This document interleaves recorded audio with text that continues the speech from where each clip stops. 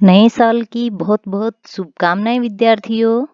आज मैं नव वर्ष की स्टार्टिंग में एक कहानी के माध्यम से मेरे मन के विचार आपके सामने रखना चाह रही हूँ। प्लीज आप ध्यान से और अंत तक इसे जरूर सुनिएगा। देखिए, एक बार एक नगरी होती है। वहाँ जो राजा होते हैं वो बड़े ही आध्यात्मिक होते हैं। ठीक है, वो शौकीन होते हैं कि सुंदर सुंदर मूर्तियां अपने मंदिर में सजाने के। इसलिए उन्होंने एक दिन मंत्रियों को आदेश दिया कि जाइए और मुझे सबसे सुंदर मूर्ति बजरंगबली की बनवा के लाके दीजिए। मंत्रीगण जो हैं वो सबसे पहले एक खान में जाते हैं और वहां का जो जो हेड है, वहां जो खनन करने वाला जो मेन जो व्यक्ति है उससे मिलते हैं कि हमें ऐसे पत्थर दीजिए, ऐसा पत्थर दीजिए जिसे बहुत ही सुंदर मूर्ति बन सके। जो खान वाला व्यक्ति था, खनन करने वाला जो व्यक्ति था, उसने 2 पत्थर दिए हैं मंत्री को। 2 पत्थर। मंत्रियों का भी क्वेश्चन था कि 2 पत्थर कि आप ले जाओ, आपके काम आएंगे। हो सकता है एक पत्थर कोई कमजोर हो तो दूसरा आपके काम आ जाए। दोनों पत्थर लेकर मंत्री नगर का जो सबसे प्रसिद्ध शिल्पकार था उसके वहां जाते हैं और उनसे बताते हैं कि राजा जी ने आपसे एक बहुत ही अच्छी मूर्ति बनवाई है, आप हमें बजरंगबली की मूर्ति बना के दीजिए। शिल्पकार अपना काम स्टार्ट करते हैं। देखते हैं कि कुछ ही देर में जो पहला पत्थर था, जो फर्स्ट पत्थर था, उसने अपना धीरे धीरे मतलब वो उसकी जो शांति थी वो भंग हो गई। यानी वो चीखने चिल्लाने लगा। कौन? पत्थर।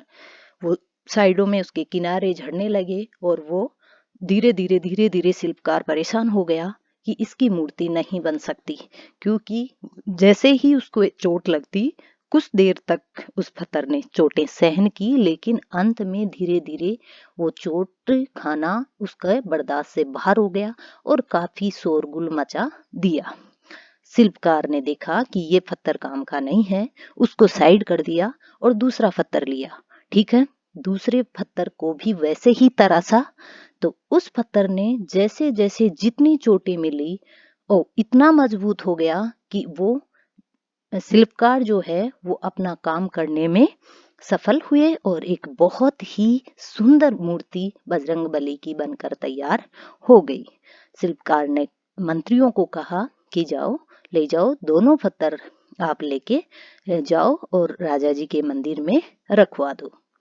मंत्रियों के समझ में नहीं आया कि दोनों पत्थर यानी दूसरा वाला किसी काम का ही नहीं है तो क्यों लेके जाएं।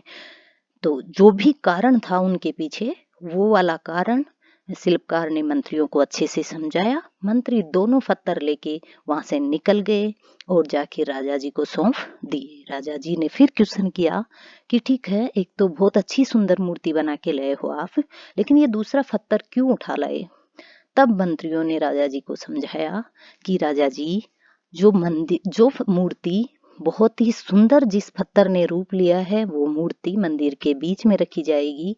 उसकी अपन पूरी नगरी पूजा करेंगे, तरह तरह के भोग लगाएंगे, तरह तरह की पोशाक पहनाई जाएगी, बहुत आदर से रखेंगे। रात दिन जो जनता है वो स्मरण करेगी उनका।